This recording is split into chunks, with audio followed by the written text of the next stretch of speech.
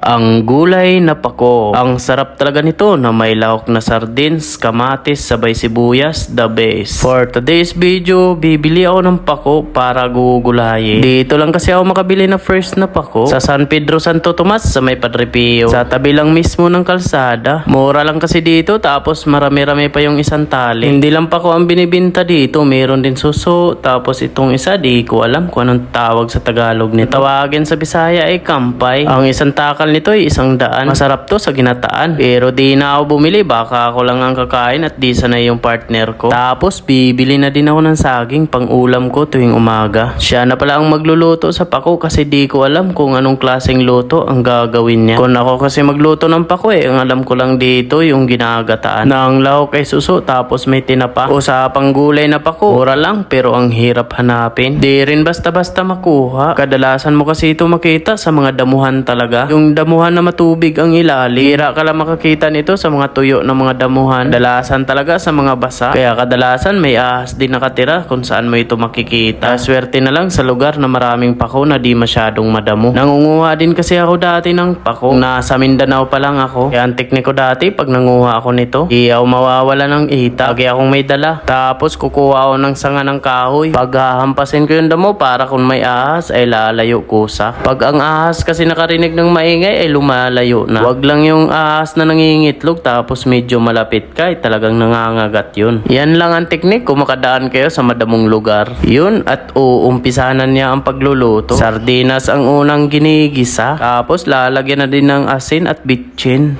Walang dami pag nailagay yung bitchin. Kalbo tayo nito. Kung palagi yan, ubos ng buhok ko. Kung usapang bitchin, nito lang ako nakatikim ng ulam na may halong bitchin. Kasi nung elementary ako hanggang high school, di talaga ako masyado naglalagay ng bitchin sa mga gulay-gulay na ulam. Dahil sa amin yung mga matatanda, di talaga naglalagay ng bitchin sa mga ulam. Ang pangpalasa lang talaga ay asin. Tapos mga ricado na sibuyas, kamatis, bawang at iba pa. Pero ang hahaba ng mga buhay nila. Kasi ang sabi talaga nila sa akin, yung mga nilalagay sa pagkain na kung ano-ano na pampalasa para lalong sumarap. Mga chemical na kasi daw yun. Kaya mga bagong tubo ngayon, may iksi na lang daw ang buhay gawa dyan sa mga pagkain. Kasi number 1 daw makukuha ang sakit sa mga pagkain. Kaya ako ngayon, pag nakakain ako ng mga masasarap, syempre di yun may iwasan dahil lahat ng binibinta ng pagkain ngayon ay ganun na. Kaya binabalance ko na lang. Kung makakain ako ng masarap ngayon, kinabukasan ay magugulay na naman ako. Wala no choice ka. Ayaw mo man kainin ka, so masasarap